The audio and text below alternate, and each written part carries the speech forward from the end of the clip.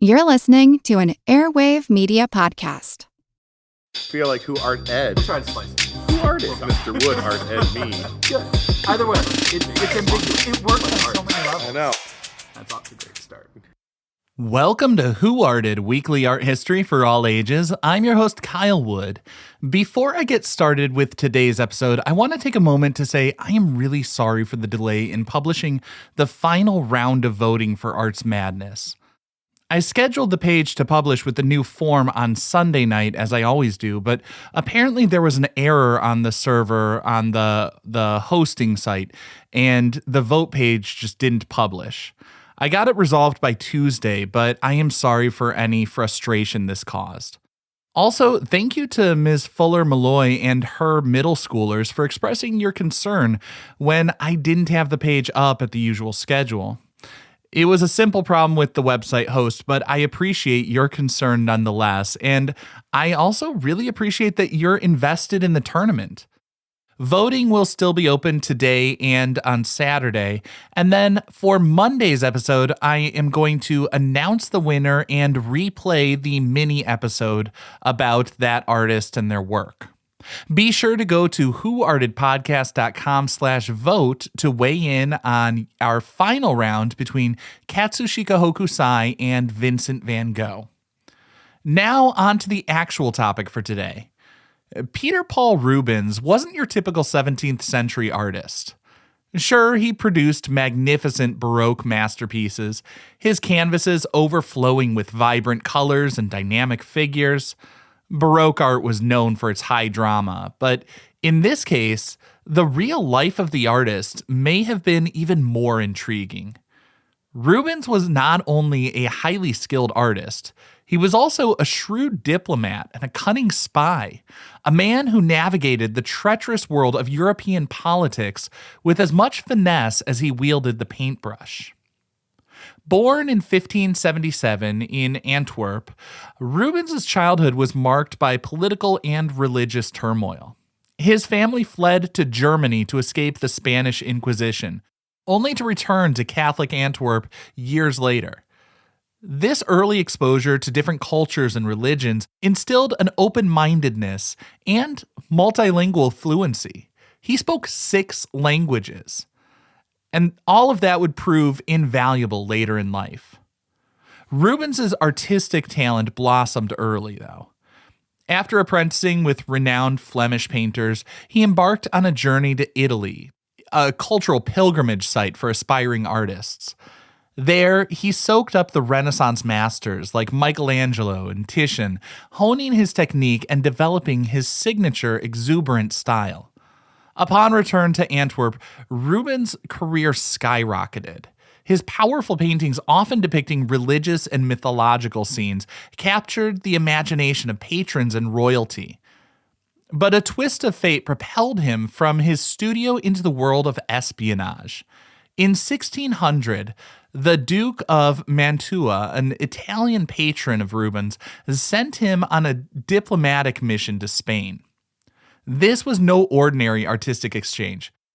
Europe was just tangled with alliances and rivalries, particularly between the powerful Catholic Spain and the Protestant Dutch Republic, of which Antwerp was a part. The Duke, caught between these superpowers, wanted Rubens to gauge Spanish political winds. Rubens, with his charm and diplomatic skills, excelled in this role. He mingled with Spanish nobles, subtly gathering information about their military plans and political sentiments. He even used his artistic talents, embedding coded messages in seemingly innocuous paintings sent back to the Duke. This covert mission marked the beginning of a double life for Rubens. Back in Antwerp, he continued producing masterpieces while simultaneously serving as an unofficial ambassador for the Spanish crown. He skillfully navigated the political landscape, conveying messages between Spain and the Dutch Republic, fostering peace talks during a brutal war. And his contributions were significant.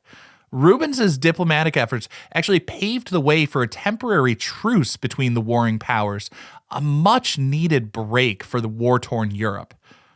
He used his influence with both sides to advocate for peace and economic cooperation. Still, Rubens's walk on the tightrope of espionage wasn't without danger. He faced accusations of being a double agent playing both sides for personal gain. Some historians believe he genuinely desired peace, using his artistic fame and diplomatic skills as tools for reconciliation. Others argue his allegiance lay with Spain, and he was leveraging his artistic reputation as a cover for espionage.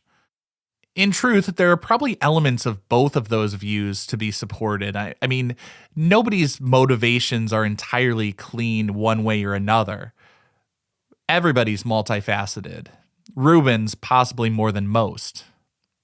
He was a master of navigating complex realities. He understood the power of art as a cultural bridge, fostering understanding between opposing sides.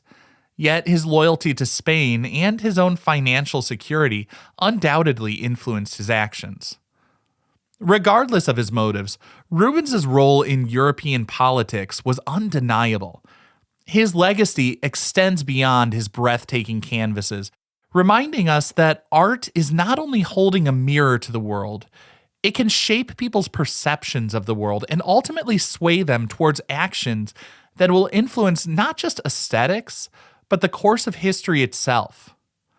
Now, I wanted to take a little time to talk about Peter Paul Rubens painting the presentation of the portrait of Marie de Medici, because this is one of the 250 works on the AP Art History list, and I know a number of my listeners are high schoolers trying to cram for the test, and I want to be helpful where I can. Now, this painting is a carefully crafted narrative. It was created between 1622 and 1625, part of a monumental 24-part series commissioned by Marie herself to adorn her new Parisian palace, the Luxembourg. Marie was a widow and a mother of the young king, Louis XIII. Her relationship with the court was strained. The series, depicting key moments in her life, aimed to solidify her image as a powerful and rightful queen. In the presentation, Rubens focuses on a pivotal event, the unveiling of Marie's portrait to King Henry IV, her future husband. The scene is a dazzling display of wealth and power. Henry, captivated by the portrait, leans forward, his posture echoing courtly etiquette. But Rubens goes beyond mere portrayal. He fills the scene with symbolism. Hovering above the portrait is Hymen, the god of marriage, showing the couple with blessings. This emphasizes the union's political significance, a strategic alliance between France and Florence. Mercury, the messenger god, stands beside Marie, signifying her role as a diplomat who brokered the peace treaty leading to the marriage. Hymen holds in his left hand a flaming torch symbolizing the intensity of love. Jupiter and Juno, the king and queen of the Olympian gods, look down on the scene. They're holding hands and smiling warmly to show their approval. Cupid's aim was true. King Henry IV looks longingly at the portrait of his future bride.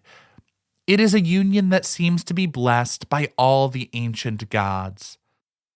Marie, by commissioning such a grand series, asserted her control over her own narrative.